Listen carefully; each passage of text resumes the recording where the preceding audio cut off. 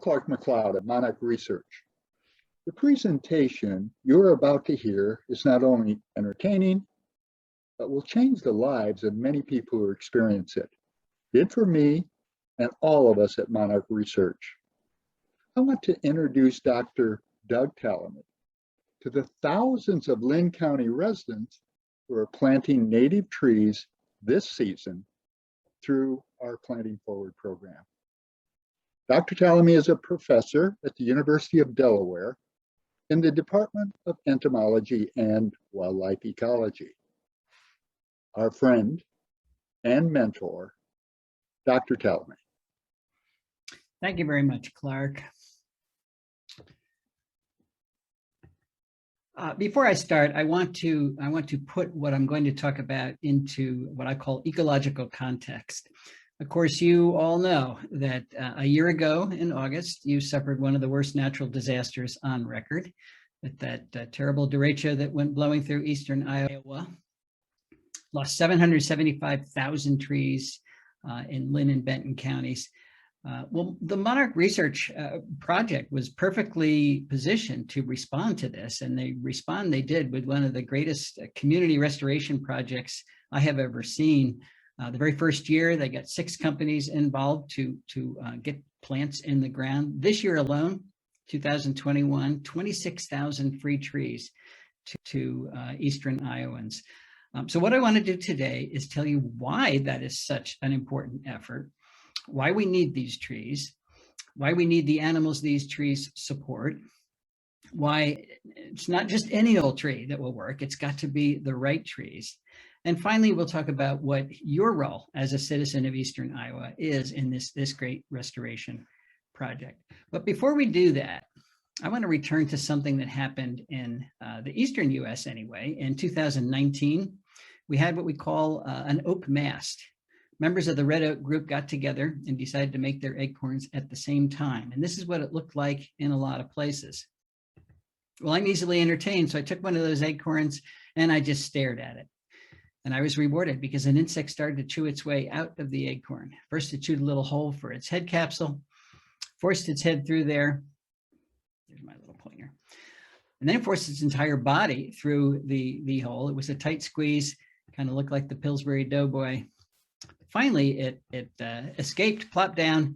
Very dangerous time for this insect larva because it is good to eat. A lot of things are after it. So it gets to safety by wiggling and squirming below the surface of the soil in about 30 seconds. And once it's underground, it stretches in all directions and forms a chamber.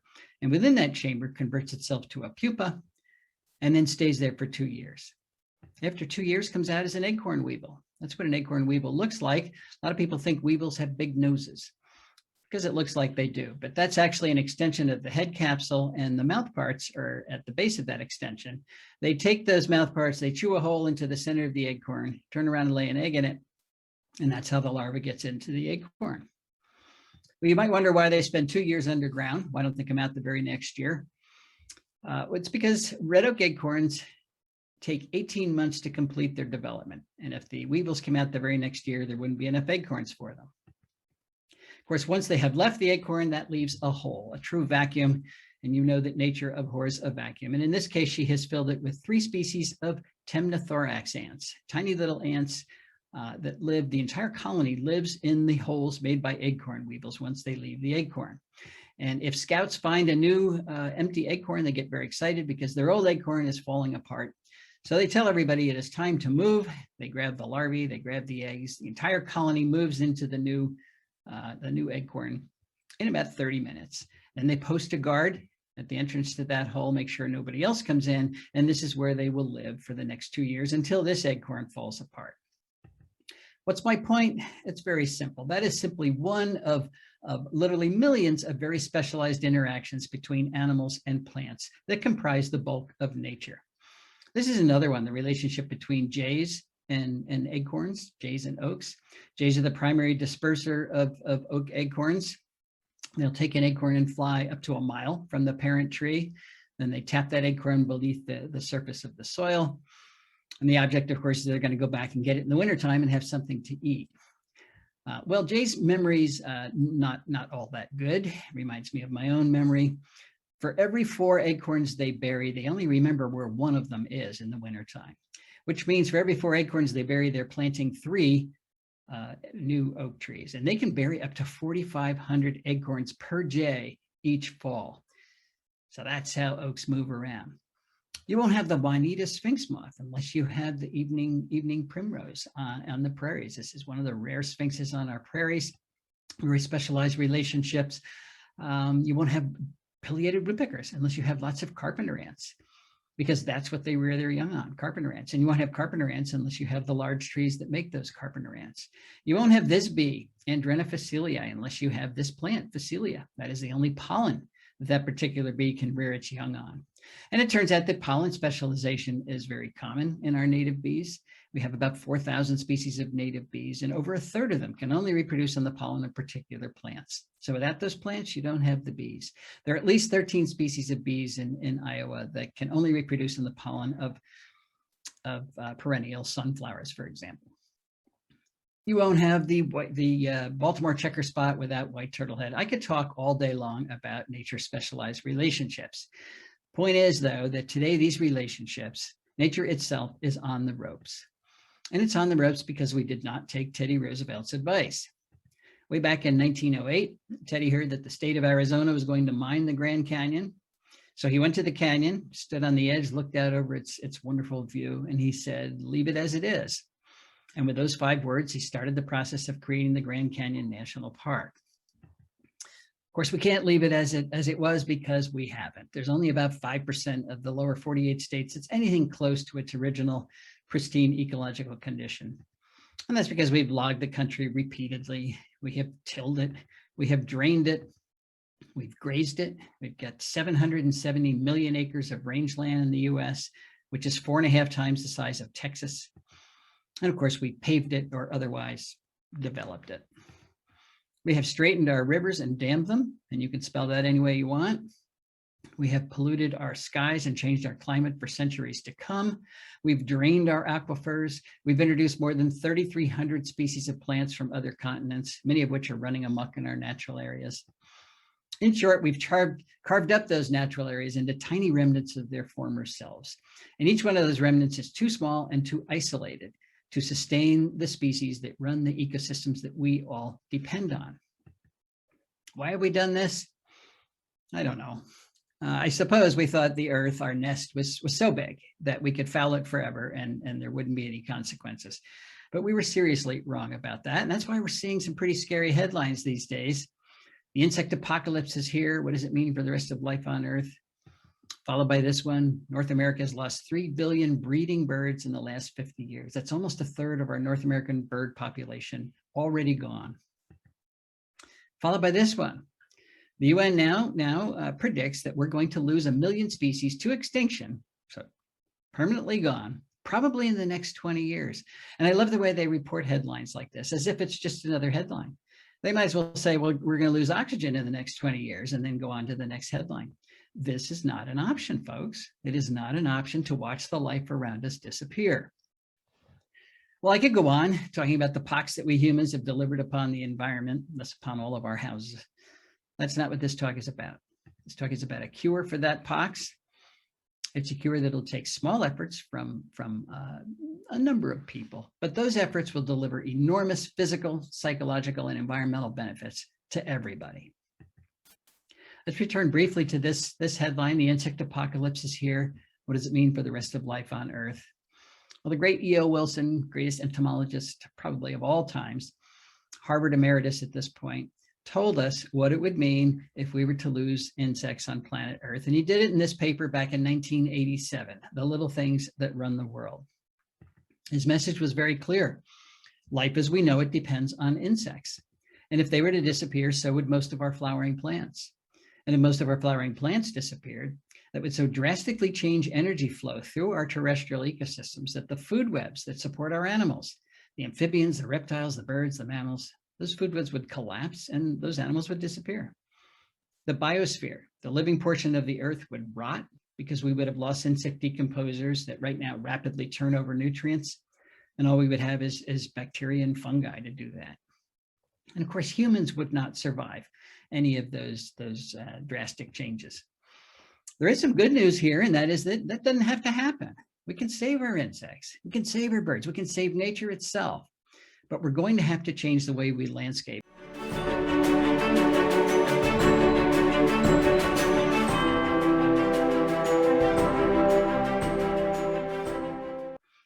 Why is that? Well, remember that humans are products of nature. We are totally dependent on it. We're totally dependent on the products of healthy ecosystems. We call them ecosystem services. Here are just a few things that plants do. You know, the ecosystem services are not just for humans, they're for everything out there. Plants are producing oxygen. They're cleaning water, slowing its journey to the sea where it's too salty to use, capturing carbon, enormously important today, pulling carbon dioxide out of the atmosphere, using the carbon molecule in order to build their tissues, but then they also pump extra carbon into the ground. Our soil scientists now tell us that the soil around us can sequester up to 7 times the total amount of carbon that's in the atmosphere right now. We just have to get it into the ground, and that's what plants do. Plants also build topsoil, hold it in place, they prevent floods, they dampen severe weather.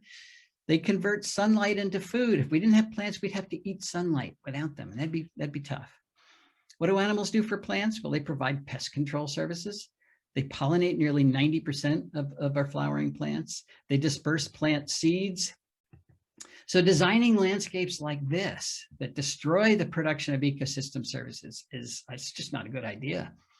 Never was a good idea, but today when we need more, just humans alone need more ecosystem services than ever before because we got 7.8, 7.9 billion humans on the planet. Taking huge areas of the planet out of production is just not a good idea. Now, there have been visionaries through the ages who have recognized that we humans needed to work on our relationship with planet Earth, and Aldo Leopold was one of the most eloquent, wrote extensively in the first half of the 1900s. One of the things he said is that the oldest task in human history is to live on a piece of land without spoiling. And there have been indigenous groups that have been good at doing that for long periods. But by and large, our huge Western societies, our huge Asian societies are terrible at doing that.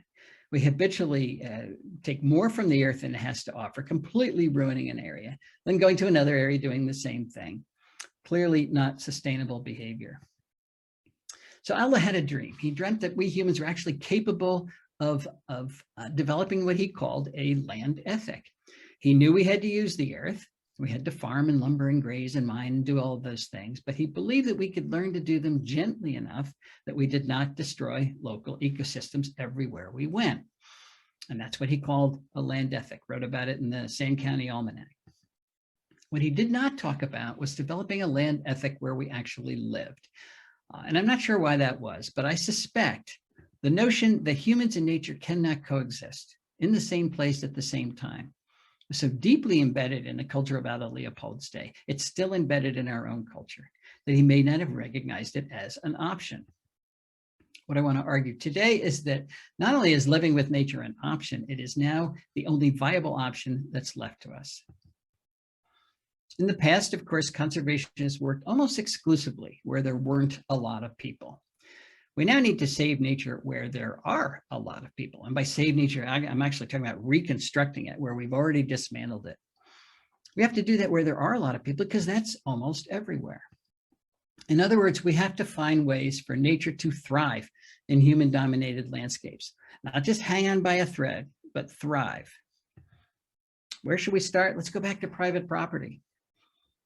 85.6% of the US east of the Mississippi is privately owned. 78% of the entire country is privately owned. If we don't do conservation on private property, and that includes ag land, by the way, we're going to fail because we'll be working in areas that are too small and too isolated and too few in order to conserve the amount of nature that we need to run the ecosystems we all depend on. There are some low-hanging fruit options available to us, though, that we really need to start taking advantage of. How about power and pipeline rights-of-way? So we've got 21 million acres in those types of landscapes. You know, Rhode Island is 1.5 million acres, so that's a lot of land, and just in pipeline rights-of-ways. Railroad rights-of-ways, another 3 million acres. Golf courses, 2 million acres. Airports, 3 million acres. The Denver airport is twice the size of Manhattan. These are big places. Roadsides, another 17 million acres. Then we have all the places where we live, both in rural areas and suburbia, in our cities, hundreds of millions of acres in those landscapes. If you add up just these areas, and we could think of other areas to include, that's 599 million acres that we could be doing a whole lot better job of conservation on. How big is 599 million acres? It's big. It's bigger than Vermont, plus New Jersey, plus Maine, Virginia, New York, Georgia, Florida, plus Oklahoma, Montana, California, even throw Texas in there. Not having a place to do conservation is not the issue. We can do conservation almost anywhere. Now, when I use the word conservation, I don't mean we're just going to conserve what's not already destroyed. We do need to do that, but we need to actually restore what we have destroyed. And before you tell me we'll never put it back the way it was before we destroyed it, I get that. That's probably true. It won't be exactly the same, but we can reunite enough of those specialized interactions between animals and plants to create functional ecosystems again, even if they're not exactly what was there before we humans came around. In order to rebuild an ecosystem, we have to start with the building blocks. Not all species contribute equally to ecosystem function. So we have to start with the most important groups. And there are two groups we can't do without. One would be the flowering plants and the pollinators that allow those plants to reproduce. These plants are capturing most of the energy from the sun and turning it into food, which they then store in their tissues, mostly in their leaves. Okay, now we have the energy from the sun as food in the leaves of plants. Well, if you don't move that energy from plants to animals, then you don't have any animals and you don't have a functional ecosystem. Most vertebrates do not eat plants directly. They eat invertebrates that eat plants. Most of those invertebrates are insects, and most of the insects that are passing energy on to other animals are, in fact, caterpillars. Caterpillars are transferring more energy from plants to other animals than any other type of plant eater.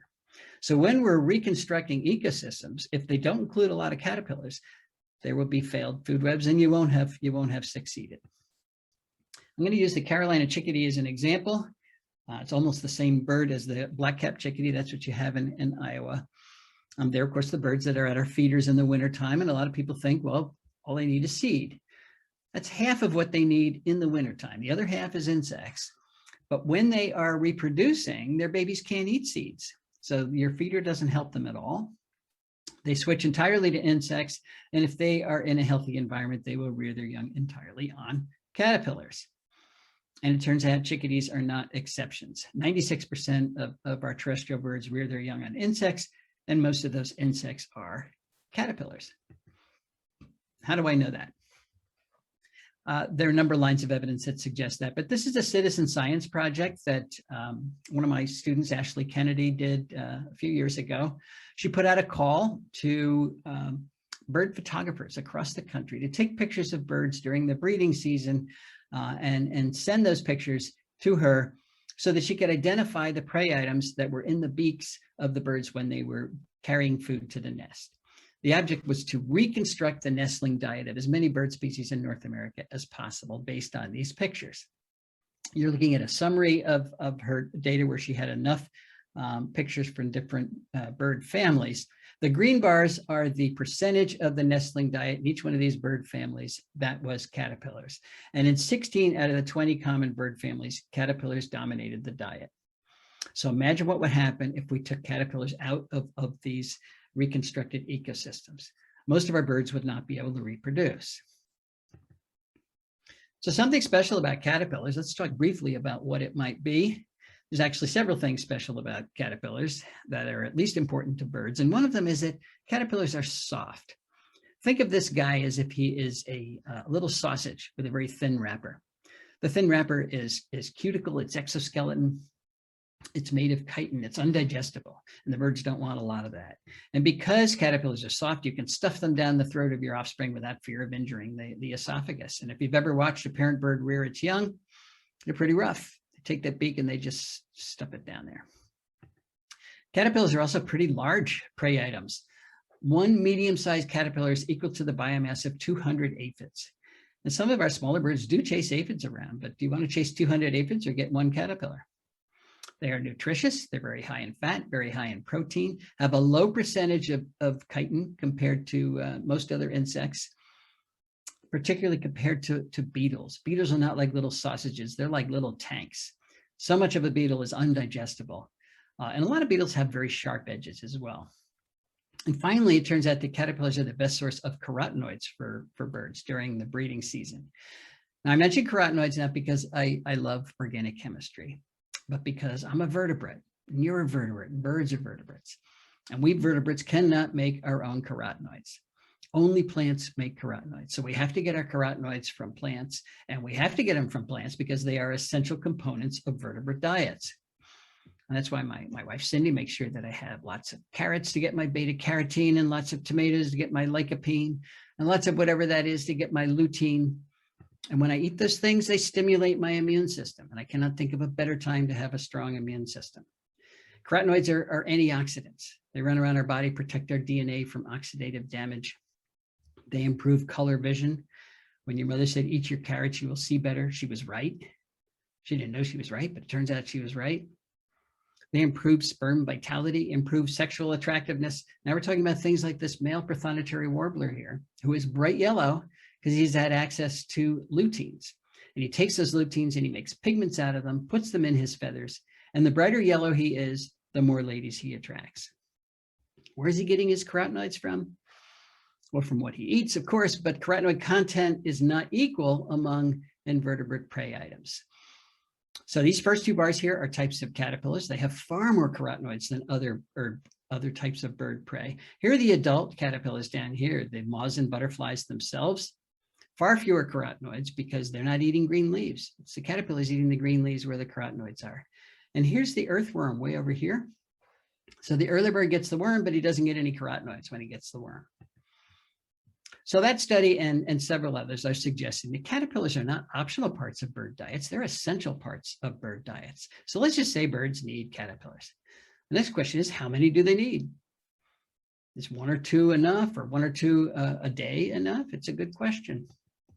Let's go back to chickadees. We've got a lot of data on chickadees. How many caterpillars does it take to make a nest of chickadees? One or two is not enough. It takes thousands, 6,000 to 9,000 caterpillars, depending on the number of chicks in the nest, to get one clutch of chickadees to the point where they leave the nest, where they fledge. And after they fledge, the parents continue to feed them caterpillars another 21 days, but they're flying all around, so nobody's been able to count those. So you're really talking about tens of thousands of caterpillars to get a bird that's a third of an ounce, 4 pennies worth of bird, to independence. And if you want chickadees to breed in your yard, and I would think you do, because in so many places, that's all we have is our yards, you have to have all those caterpillars in your yard because chickadees only forage about 50 meters from the nest. They're not flying 5 miles down the road to the nearest woodlot. And if we landscape in a way that does not include all those caterpillars, that's called insect decline. And it's really looking like insect decline is one of the major causes of the bird declines that people are measuring. We went to the original data set from Rosenberg et al. That's the group that said we have lost 3 billion birds in the last 50 years. Divided the terrestrial bird species into two groups, the ones that require insects at some part of their life history, typically when they're breeding, and the bird species that don't require insects. So things like the finches and doves that can actually reproduce on seeds. Well, the finches and doves and the seed eaters did not lose any numbers in the last 50 years, but the birds that require insects that depend on them lost on average 10 million individuals per species.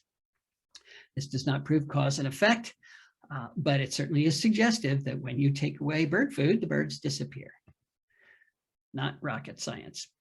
So if we want birds in our life, if we want all the things that eat insects that I'm not talking about, and we do because that's what runs our ecosystems, we have to start landscaping in a way that creates these insects, that supports them. It's a different goal for our landscapes. In the past, we have landscaped with aesthetics in mind alone. You had to have a pretty landscape, and whether it was totally dead, that didn't matter. Well, we have to turn that around. Now we want pretty landscapes that are living landscapes. How do we do that? How do we add caterpillars to our landscapes? We do that by adding the plants that support those caterpillars. It seems easy enough, but there is a catch. and that is that most plants don't support a lot of caterpillars. So we have to be fussy about which ones we choose. And we have to be fussy about it because the caterpillars themselves are fussy. And the monarch butterfly illustrates that perfectly. You can have all the crepe myrtle and all the boxwood and all the Callery pear and all the burning bush, all of those Asian ornamentals that we typically landscape with in your yard, and you won't make any new monarch butterflies, because the only thing that makes a new monarch butterfly is milkweeds. That's called host plant specialization. And it turns out that most of the insects that eat plants are host plant specialists. Why? Because plants have made them that way. Plants don't want to be eaten. They want to capture the energy from the sun, use it for their own growth and reproduction. So they've loaded their leaves with nasty tasting chemicals, secondary metabolic compounds that make those leaves either bitter or downright toxic. And it's a really effective defense. It keeps most of the insects of the world from eating most of the plants of the world. And that's why it's green out there in the summertime. Not because there's no insects out there that want to eat those plants. It's because most of the insects that are out there cannot eat most of the plants. They are too well protected. But we do know that insects eat plants. So how do they do that? How do they get around those chemical defenses? Well, this is where the specialization comes in. 90% of the insects that eat plants are highly specialized on particular plants. Every single plant lineage that's out there protects itself with a unique cocktail of chemical defenses. And an insect species cannot adapt to all of them. So they pick one or two that are very similar in how they defend themselves. And they develop the adaptations necessary to circumvent those particular defenses. They develop the enzymes that store and excrete and detoxify those compounds, the behavioral adaptations and life history adaptations that minimize the insect's exposure to those compounds. But it takes a long period of interacting with that particular plant for all these adaptations to fall into place. And when they do, the insect is locked into eating that particular plant. And that's why when you take milkweeds out of your yard, they're not going to start eating your crepe myrtle or your grass or anything else. They can't do it. So what's their alternative? They disappear. And that's exactly what we've seen with the monarch. So all I'm saying here is that plant choice matters. If we're trying to rebuild ecosystems, we can't do it without having the organisms within that ecosystem that run that ecosystem, which means you need a functional food web, and only particular plants will create that food web. And I'm going to give you 3 examples of how well that works when you do choose the right plants. And I'm going to start with our house right here in Oxford, Pennsylvania. It's where my wife Cindy and I live. This is what it looked like when we moved in. It was part of a farm that was broken up into 10-acre lots, and we got one of them. Very old farm, had been farmed for 300 years almost. And the last thing they did was to mow it for hay. So there were very few plants there. The goal, of course, was to restore the biodiversity on this little piece of eastern Pennsylvania. In order to do that, we had to put in the plants that support the caterpillars that run those food webs. And here are just some examples of how that worked. I wanted to see if I could attract a Canadian owlet to our yard. That's what a Canadian owlet looks like. I'd never even seen a Canadian owlet before I tried this. That's what the adult looks like, just like a leaf. Well, you don't have Canadian owlets unless you have meadow rue. It's the only plant they eat, host plant specialization. And there was no meadow rue on our property, no meadow rue anywhere around us. The whole area was farmed to death for hundreds of years. So I got some meadow rue seeds from someplace and planted them. They grew very nicely, but it was not a big patch of meadow rue. And I really had my doubts about whether Canadian owlets would ever be able to find my meadow rue. So I didn't even go out and check it. It was about at least a month and a half, 2 months before I finally walked by for another reason and noticed it was covered with Canadian owlets. They had found the meadow rue right away.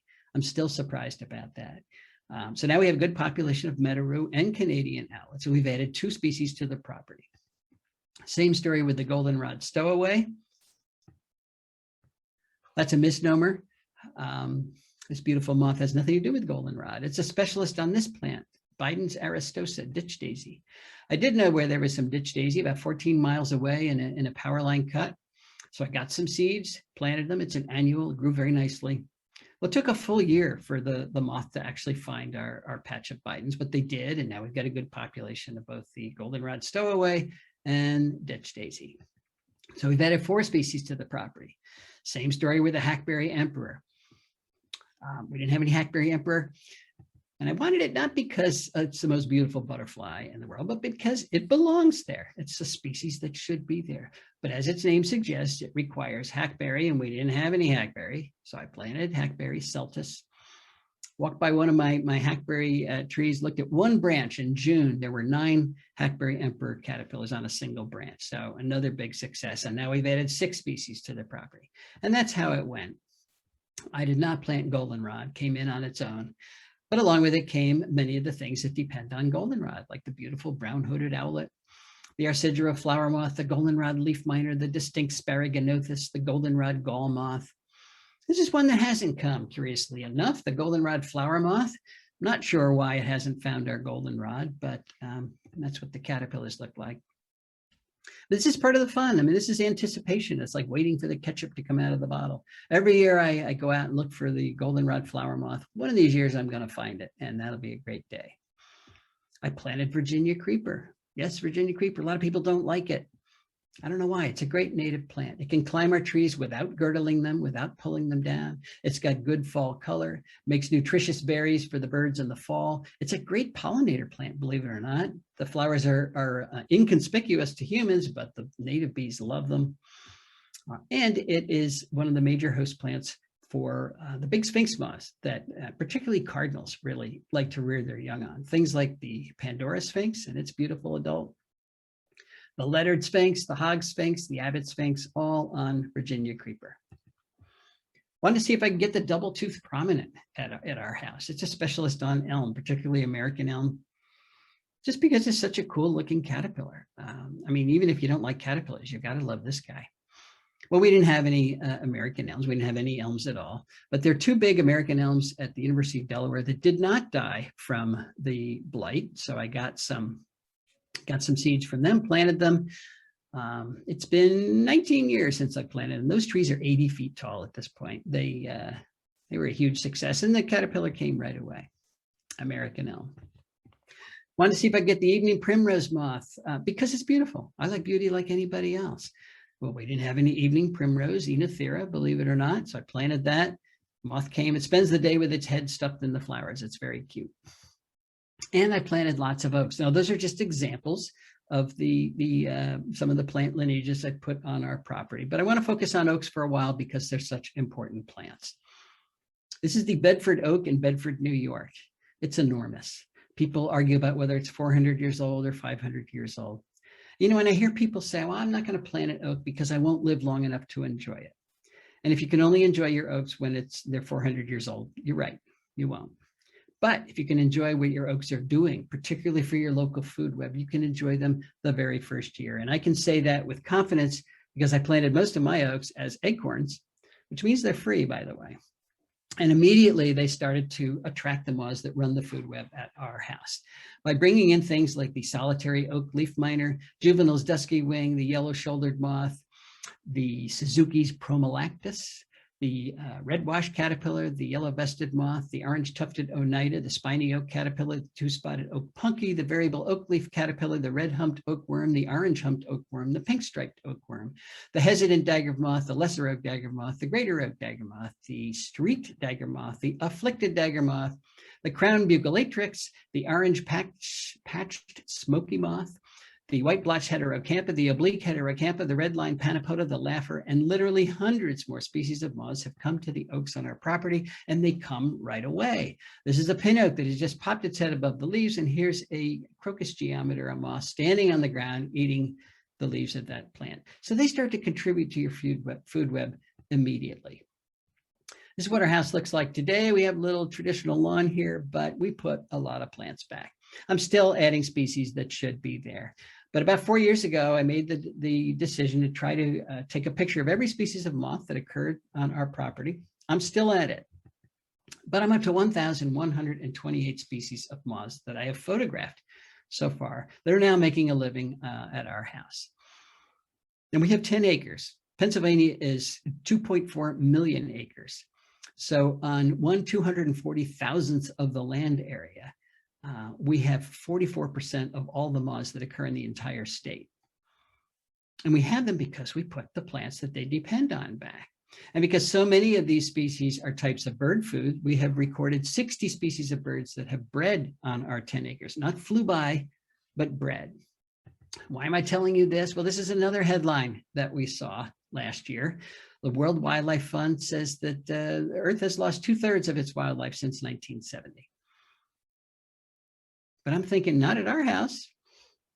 I am sure we have created, we put the plants back, we created more than 2/3 of the biodiversity that used to be there. And we did it simply by putting the plants back. And it didn't take that long either.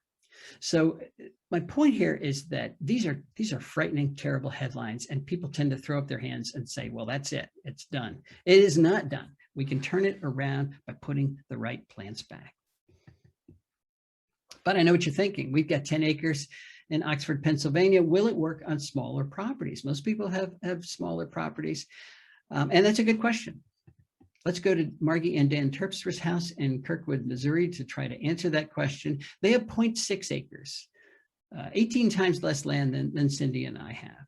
And they're in the middle of a typical development. Their neighbors all have the big lawns and the non-native ornamental plants. Well, the first thing that the Terpstras did was get rid of the big invasive species that was choking their property, and that was Amur honeysuckle, bush honeysuckle. And they replaced that invasive species with a lot of native species. And they also put in a little what they call a bubbler, a little water feature for the birds. And then they sat back and started to count the bird species that were using their 0.6 acres. And they are up to 149 bird species, including 35 warbler species. Just to put that in perspective, we've only recorded 8 warbler species at our house. So does it work on smaller properties? Absolutely. What about urban yards? Let's go to Pam Carlson's house in Chicago.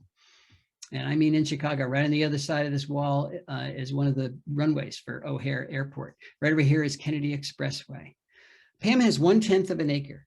That is 3 times smaller than the average lot size in North America. And it's totally isolated. It's not connected to any natural area at all. It's a pretty 1/10 of an acre, but it's an island. She did the same thing though. She got rid of her invasive plants, put in 60 species of native plants, water feature for the birds. And then she sat back and started to count her birds, and she's up to 120 species that have used her yard, including a woodcock. There's Pam's woodcock. So if you haven't seen a woodcock lately, you can go to Pam's house in Chicago.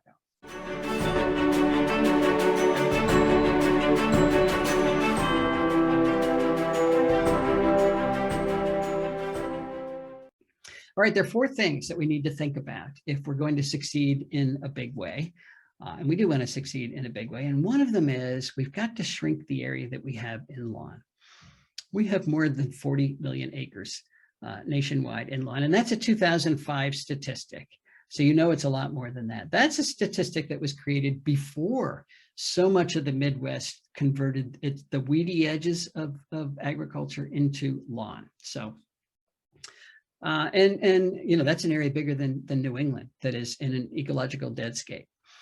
So we know why we do this. It's a status symbol, and we like status symbols. We need status symbols. And I'm not suggesting we get rid of lawn, but I am suggesting we cut the area of lawn in half. And if we do that, if we replant half the area of lawn, the area we keep can still be manicured, we can still be good citizens, but we can replant 20 million acres. And if we do this at home, we can create a new national park that we call Homegrown National Park. And it'll be bigger than the Adirondacks, plus Yellowstone, plus Yosemite, Grand Tetons, Canyonland, Mount Rainier, North Cascades, Badlands National Park, Olympic National Park, Sequoia National Park, plus the Grand Canyon, plus Denali, which is huge, plus the Great Smoky Mountains. Add up all those parks, still less than 20 million acres. Homegrown National Park would be the biggest park in the country. What do you get when you put a piece of nature right where you live? You get the opportunity to interact with nature, to build a personal relationship with the natural world at your own pace, your own time. All you have to do is go outside. You can do it by avoiding crowds. You know, if you go to a real national park, they're wonderful places, but there are millions of people there. So that's really what you're interacting with, is other people. It's free. There is no admission fee. It's never closed, no matter what pandemic comes down the pike. no travel hassles. You get to experience the natural world alone. And I don't know how you can develop that personal relationship with nature unless you are alone. It's not mediated by somebody else. This is particularly important for our kids who are suffering from nature deficit disorder, according to Richard Louv. So we're trying, we get 30 kids, we put them on a bus with a teacher, they drive for an hour, go to a natural place, walk around for an hour. Teacher tells them not to touch anything. And they get back on the bus and they go home, and that's their experience with the natural world, which I'm sure is better than nothing. But it's really been an experience with 30 other kids and a teacher telling them not to touch anything. If there's some part of nature right where they live, all they have to do is go outside alone, no parental supervision. Let them work it out on their own. Why is that so important? Because they need that personal relationship with the natural world, because they are going to be the future stewards of the planet. If they don't know what they're stewarding, why they're stewarding it, and if they don't love stewarding it, they're going to be lousy stewards. And maybe they will learn how to hunt lizards. I'm learning this from my own granddaughter, Zoe, who lives in Hawaii in a very modest patch of nature. It's a little patch of lawn with a hedge. But there are anole lizards that live there. And she discovered that and sent me this picture to describe how you hunt anole lizards. You get on the ground and you cover yourself with leaves and sticks so the lizards don't see you coming. And you crawl very slowly toward the lizard. No smiling. This is serious business. You can wear your best dress, that's okay. But you sneak up on the lizard, you catch the lizard, you put it in an aquarium, you learn how to take care of it, learn how to be a good steward of the natural world. And there's your personal relationship. Now, I don't think Zoe's going to be crawling on the ground in her best dress, catching lizards the rest of her life. I don't think. She sent me this picture not long ago, so who knows? But I guarantee she's going to remember catching lizards in Hawaii the rest of her life. And I also guarantee she's going to be a good steward of the planet. If you want your kids to do more than catch lizards, get Nancy Strinisty's Nature Play at Home. Dozens of examples have how to expose your kids to nature right where they live. And if you want to join Homegrown National Park, this is the perfect time to do it. You're restoring eastern Iowa. You're converting probably an awful lot of lawn into natural areas by putting the trees that Clark is offering you back. Go to homegrownnationalpark.org and put in your data. What you do is you put in your location, the amount of area that you're converting to native plants. And your little firefly will light up on the map. And what you're going to see is all the other people that have done this. The object, of course, is to get our 20 million acres worth of habitat converted from lawn. It's our attempt at social media to call to action, particularly for people who don't realize that where they live is a really important part of the future of conservation. We can see it happening, visual effect here. So far, I've got 9,700 people on the map, so I hope you consider joining as well. Doesn't cost you a thing, and no, we're not using your data. Okay, we're going to shrink the lawn. What plants are we going to put in the area that used to be lawn? Some of them, at least, have to be what I'm calling keystone plants.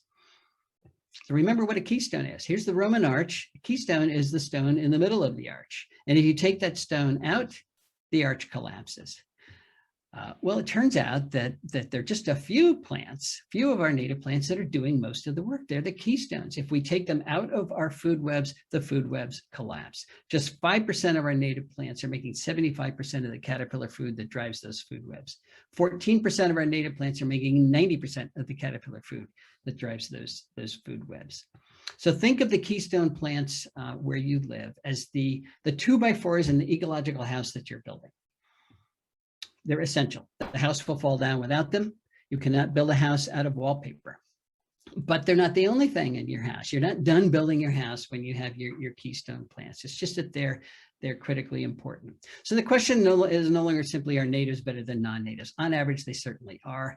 But there are a lot of natives that aren't contributing all that much either. So the question really is, do we want the most important species in terms of supporting our caterpillars and our pollinators or not? I get an email once in a while from somebody saying, don't you know that ginkgos, ginkgo biloba from Asia, actually grew in North America about 7 million years ago? That makes them native. That means we can plant them and everything will be great. Well, yes, I do know that ginkgos grew in North America 7 million years ago. We can argue about whether that makes them native today, but I'm not going to have that argument because that's not our metric anymore. It's not whether they're native or not. It's whether they're doing anything or not, whether they're productive. I don't care if ginkgos grew on the moon 7 million years ago. They produce 0 species of caterpillars. So they're there, they're taking up space, but they're not contributing to your local food web. That's what I mean when I say not all trees are equal. Some are really important. And what's the most important tree in the nation? It's one of the oaks, the genus Quercus. In 84% of the counties in which they occur, they are the #1 keystone plant in terms of supporting caterpillars. 275 species of caterpillars in Lynn County alone, which is 20% of all the caterpillars that occur in the entire state of Iowa on that single type of plant, oaks. Oaks support over 950 species nationwide. There is no other plant you can put in your yard that is going to do more for your local food web. And no other plant genus comes close to that. Here's an example of what keystone oaks are doing in our yard in Pennsylvania. Now, so far I've recorded 1,128 moss species. Of those 1,128 species, 981 have known host plants. So there's more than 100 I don't know what they're eating. Out of the 981 species, 287 use oaks. And we've got 69 genera of native woody plants in our property, only one of which is the genus Quercus. We've got hundreds of genera of herbaceous plants. So oaks represent less than 1.5% of our woody plant diversity and way less than 1% of our total plant diversity, yet they're supporting 29% of our moss species diversity. That's how powerful a keystone plant is in your yard. Imagine what would happen if we took oaks and other keystone plants out of the system. Diversity would crash. So how do you find out what the keystone plants are for your county? Anywhere in the country, you go to National Wildlife Federation website, Native Plant Finder, and put in your zip code, and the ranked list of both woody and herbaceous plants will pop up for your county. So this is what a typical list looks like, particularly for Eastern Iowa. Notice I say native oaks, native cherries, native willows, native elms. It's because if you go to the nursery and say, I want an elm, they could sell you a Siberian elm. If I want a willow, they'll sell you a weeping willow from Turkey. I want a cherry, they'll sell you an ornamental cherry from Asia. You've got to specify that you want a native member of these particular genera, because if you get a non-native member, it's going to reduce caterpillar use by 65%. We've already measured that. These are the most important herbaceous genera in terms of supporting caterpillars, but they're also the most important in terms of supporting specialist bees. When you're trying to build a pollinator garden, you want to support the bees, the specialist bees that require particular plants, because the generalists will use those plants as well. And goldenrods, the genera that asters were broken up into, and sunflowers alone support more than 40 species of specialist bees. So if you have these plants in your yard, you've got the potential of supporting those 40 species. If you don't, they won't be there. All right, we're going to shrink the lawn. We're going to put in keystone plants. We're going to invite a lot of insects to our yard, and then we're going to kill them with our security light, which of course is not the goal. There's a lot of research coming out now, which is demonstrating very, very conclusively that light pollution at night is one of the major causes of insect declines. These are all the ways that lights kill insects. This is actually good news, at least to me. We have got to turn around insect declines. We have already lost 45% of the insects on the planet. Remember, they're the things that keeping us happy here.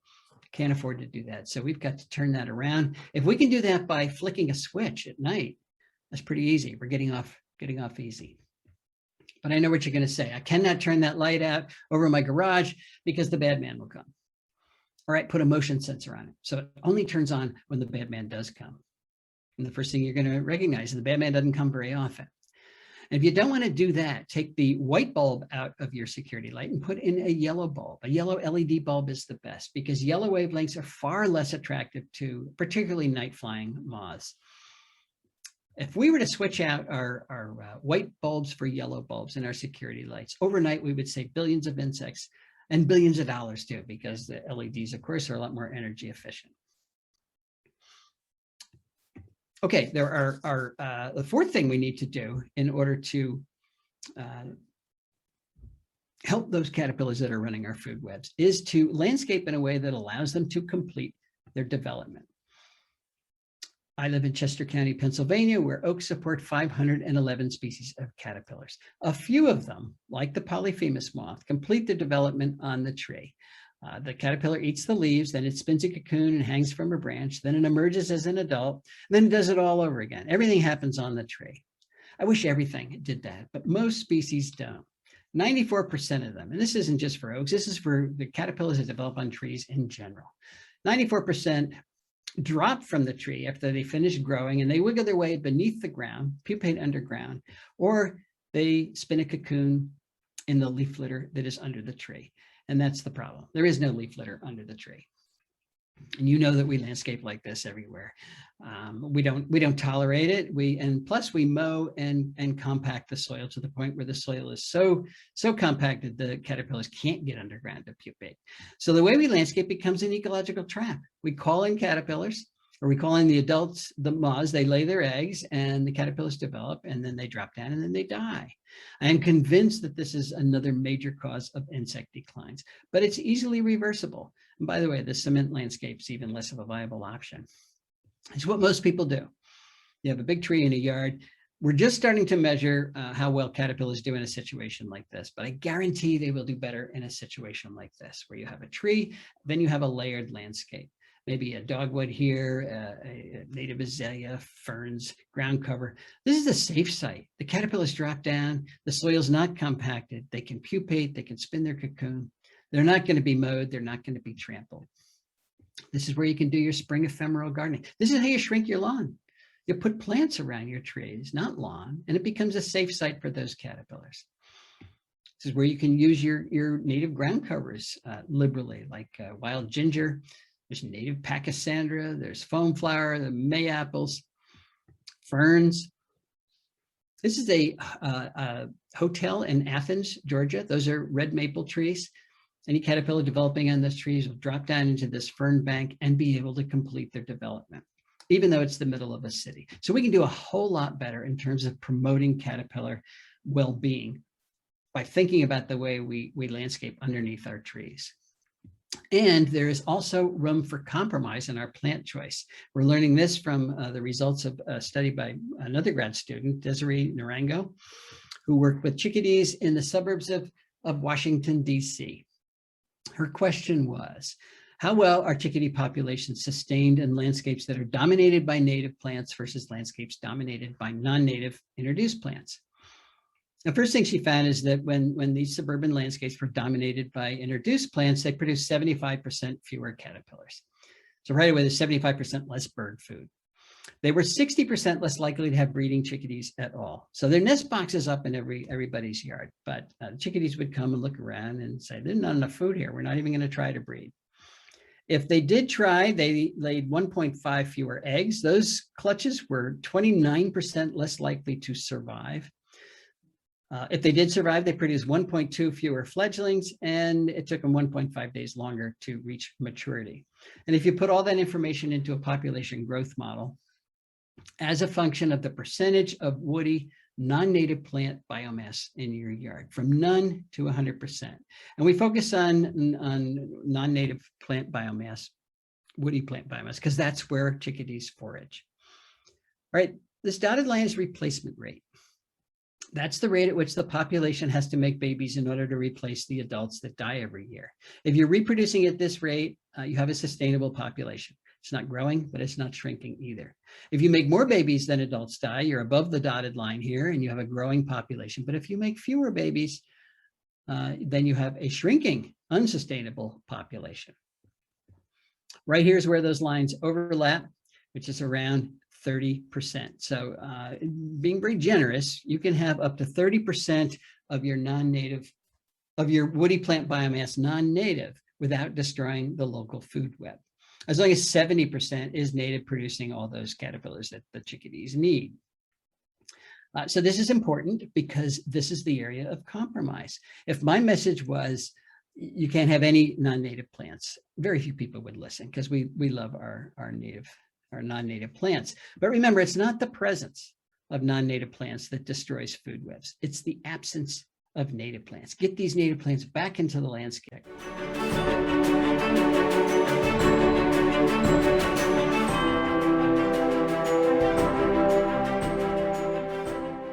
So this is important because this is the area of compromise. If my message was, you can't have any non-native plants, very few people would listen because we love our non-native plants. But remember, it's not the presence of non-native plants that destroys food webs. It's the absence of native plants. Get these native plants back into the landscape and the food webs will be sustainable.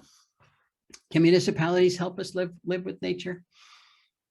You know, not everybody has a great organization like the Monarch Project. So it's an important question. And yes, the answer is yes. Minnesota has shown us that you have very successful lawn conversion programs. They call this lawn to legume, where the state helps homeowners convert some or all of their property to the appropriate prairie plants that you'd find in Minnesota. Very popular program.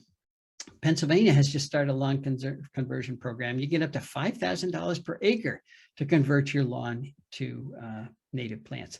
This was created to help watersheds, but it's a perfect example where helping watersheds also helps the biodiversity within those watersheds if you choose the right plants.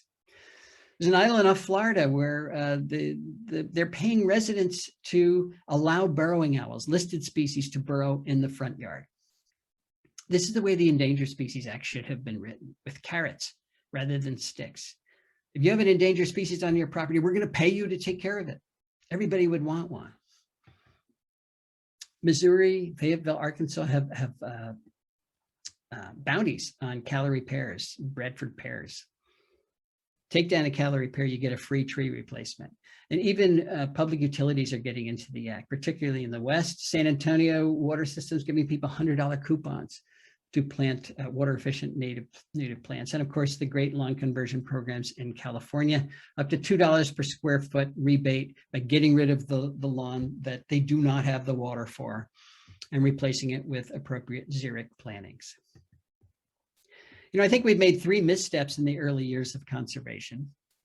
And somehow, the first one is that we've come to think that nature's optional. We like it.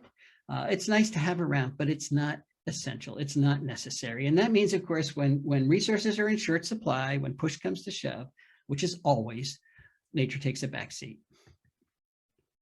I went to the Cincinnati Zoo before the virus broke out, and there's this wall-sized poster there saying, we're going to save wildlife for future generations. And the implication is to have future generations to enjoy the wildlife. That was Teddy Roosevelt's argument for creating the national park system. Save these places so the future generations can enjoy them. And I get that, but that suggests nature's there just for entertainment. No wonder we don't think it's necessary. It's much more important than that. We need nature so that we have future generations. A little bit more urgent. We've also assumed that humans and nature cannot coexist. And we talked about this, but by restricting conservation efforts just to areas where we don't have a lot of humans, we've condemned them to failure because those areas are too few, too small, and too isolated. David Quammen has an excellent analogy between a Persian rug and an ecosystem. That is a functional Persian rug. That is not 71 Persian rugs. That's 71 rug fragments, none of which are acting like a Persian rug. And this, of course, is what we've done to our ecosystems. The UN designates biosphere reserves as places of ecological significance. And I hate that language because it suggests there are places on planet Earth with no ecological significance. Not so. Every square inch of the planet has ecological significance. Even our yards, even our corporate landscapes, even our roadsides, even Cedar Rapids where all the trees have been knocked down. We've got to put these things back. We need to glue our rug back together again by putting the appropriate plants back, not just to make biological corridors that connect viable habitats with each other, but to create viable habitats where they no longer exist. For the first time in modern history, humans are going to start to coexist with nature. Our third misstep was to leave Earth stewardship to just a few specialists, a few conservation biologists, a few ecologists. Somehow we didn't see it as an inherent responsibility of every human being on the planet. But I don't know why, because every human being on the planet depends entirely on the quality of Earth's ecosystems. So why wouldn't everybody bear the responsibility of good earth stewardship? Stan Rushworth, the Cherokee elder, once said, the Western settler mindset was, I have rights. The mindset of indigenous people is, I have obligations. You're not born with these mindsets, you're taught them. We have been excellent at teaching this one. We've been terrible at teaching our kids and our peers that we all have obligations to good earth stewardship. It doesn't mean you have to save biodiversity for a living, but you can save it where you live. And if you do, it empowers you. Right now, so many of us feel powerless. The Earth's problems are huge. What can one person do? Well, one person can shrink their lawn. One person can use keystone plants. One person can remove the invasive species on their property. We didn't have a chance to talk about that. One person can put in a pollinator garden. One person can totally revitalize the property that he or she owns. And it shrinks the problem down to something that's manageable for each one of us. Don't think about the entire planet's problem. Just worry about your little piece of the planet that you can influence. If you own property, it's obvious. That's where you're going to start. If you don't own property, help somebody who does. Help a land conservancy, help a park or preserve. They're all underfunded, all understaffed. They'll love you as a volunteer. So as property owners or as volunteers, each one of us has the power, and we certainly have the responsibility to fix dead landscapes like this. Whether or not we decide to do so is going to determine nature's fate and ultimately our own. So I think I've convinced my grandkids that you are nature's best hope. I hope I've convinced you as well. Thanks very much.